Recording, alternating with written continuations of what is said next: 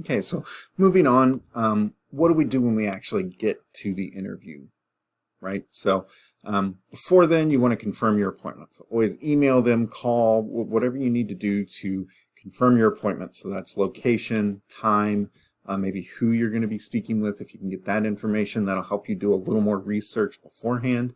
If you know who you're interviewing with, you definitely want to take ballpoint pen, professional looking binder. These are what I typically call a pad folio, right? So those black leather binders that you take in with you, carry one of those with a notepad, right? I usually just take a yellow legal pad with me and have some questions written down that you want to ask your employer, okay? Get a good night's rest the night before. You don't want to yawn in the middle of an interview, right? You don't want to, if your interview's at 8:30 in the morning or 9 o'clock in the morning and you're not used to waking up until 10, you probably want to go to bed a little earlier the night before. That way you're not yawning in the middle of your potential employer saying something to you. And then also just check out the newspaper, right? Whatever's in the local paper, there may be something of interest in there for you to discuss, right? So we have several different types of interviews. You have screening interviews. That's going to be kind of your first interview, right? That's going to be your get to know you type of interview. Just going to determine, do you have the qualifications for the job? This is kind of what you did at the career fair. They're going to look at your resume and they're going to know pretty quickly if you're a candidate that they want to consider for the job. Then you're going to have a one-on-one interview. Typically that's with somebody from HR and they're just kind of getting to know you a little better, a little deeper than that 2-3 minute conversation you had at the career fair. You'll have panel or committee interviews or group interviews. The panel or committee interview can be intimidating because you've usually got 3 or 4 people in there that are not HR, that are usually from all different levels of the company. So you'll have like staff, you'll have seniors or managers or supervisors, you may have directors or partners. So you're going to have a little bit of everything sprinkled in there, okay? What you won't see typically is a stress type interview, right? They're not interested in putting you under stress. Now, I would say if you are a very experienced professional and you're applying for like a controllership position or a CFO's position, then they're going to do a stress type interview. But for the level that you guys are right now, they're just going to be getting that feel for, is this candidate teachable? Are they willing to learn? Are they willing to do the work that's necessary to be successful with our firm or with the company? The rest of these you're typically not going to see until you get much further in your career, but just know that they are types of interviews that exist. So your interview questions, you've got your standard questions, right? So why did you pick this course of studies? Why are you an accountant? Why did you pick accounting? And I always try to give them the most honest answer. I've been asked this question 1,000 times. And the answer I always gave, and it sounds goofy, but it always got kind of a chuckle, and it was always a good icebreaker, because typically you're going to have another accountant interviewing you. And if you just tell them, like my response was, well, when I was balancing numbers and I took my first accounting class, something about accounting made my brain feel good. And they chuckle because they know exactly what you're talking about, because it clicked for them in the same way that it's clicked for you. And balancing those numbers made them feel, it gave them a good feeling to see something balanced. So they get that. So kind of think of an interesting way to put that, not just, well, I took an accounting class and I liked it. Everybody's going to tell them that. Try to come up with a creative way to tell them that. They're going to ask you why you want to work for the company. This is where the research comes in.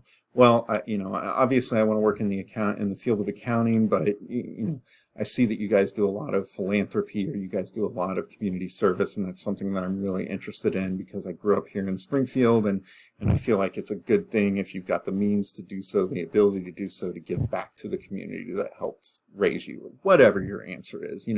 Don't just tell them because I'd like to get a paycheck. So think about these things. Would you be willing to travel or relocate? Those are definitely questions you'll be asked. Typically not as an intern or a first year staff accountant. But just know that if you do want to do auditing, or particularly with audit or consulting, there is going to be some amount of travel that's expected of you. They may ask you some weird off-the-wall questions like what's the last book you read? What's the last TV show you watched? What's your favorite movie? Um, just weird, random questions. And it's really just because they're trying to throw you off your game. They know that just like them, you've been rehearsing for this, right? You're anticipating specific questions from them. So they want to see how you react kind of ad hoc. They want to see how you react in a more natural environment. So they may ask you some random questions like that. They'll also ask you some behavioral questions, because something we don't talk about a ton, and we'll in this class talk about it later on in the semester, but it's the integrity, how important it is for an accountant to have integrity. And so they will ask you some behavioral type questions, right? So I'll ask you, what's your ideal method of management? If any of you guys have ever played the Fallout games, I know this is probably a little dated, but you do that quiz at the beginning of the behavioral quiz, and it kind of tells you what kind of character you should be building. They're asking you the same thing, right? They're asking you those types of questions. Hey, if you saw somebody drop $100 bill on the ground, what would you do? What would you do in that situation? So they're kind of trying to get, they're trying to get an idea of your character, right? One they really like, and this is one that you should be prepared for, anticipate this kind of question, is like, tell me about a time that you failed, right? They may not word it in that way, but they're going to be asking you, tell me about a time that you failed or you feel like you didn't meet expectations. Be prepared for that question. Be prepared to answer it in such a way that you're honest, but that it also doesn't make you look completely inept, right?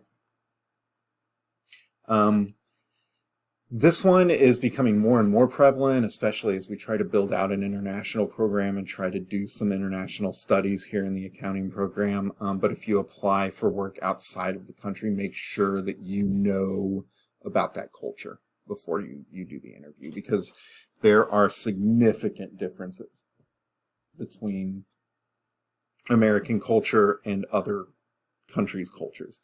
It's part of the reason why we had such a tough time trying to kind of make IFRS and GAAP work together, and part of that was for cultural purposes. So from the recruiter's perspective, right, they've got three goals. They want to get you information about the company. They want to get you information about the position that you're applying for. And typically these right now are going to be internship positions, right? So they're going to give you a list. Any of you that have gotten a letter back from a recruiter, they're going to tell you, hey, this is the position. This is the responsibility for the position. This is kind of the pay rate for that position. So they're just trying to get that information. So part of their perspective is an informational perspective. Part of it is going to be from a persuasive perspective. They want to persuade you to come work for them, right? So they're going to be building rapport with you. They're going to make you feel comfortable, or they're going to be attempting to make you feel comfortable. I know that not all interview situations are comfortable. I would love to hear from you guys about some negative or uncomfortable situations you've had, because I know I've had them. Every professional's had them. You walk into an interview and it's just not great. And you just know from the minute you walk in that it's not great. And then they also want to get enough information about you. So this is kind of an information digging session for them as well. They want to kind of get a sense of your character and make sure that, like I said, you're a good fit for them.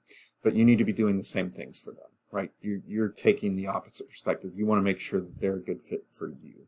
Because you may go all the way through the interview process and realize that, oh my gosh, I don't want to work this many hours. I don't want to take a semester off of school, right? So you've got to fill them out as well. Recruiters right now, I got to be honest, they're expecting the whole package. They're expecting you to be everything. They want you to be enthusiastic about working for them. They want you to be professionally dressed. They want you to be qualified for the job, which to me is crazy because most of you are still in Accounting 301, right? You just got done with your 200 level classes. There's no way you're qualified for these positions, but they're going to teach you to be qualified. But what they're looking for are students that have higher GPAs, that are willing to learn, that are willing to communicate.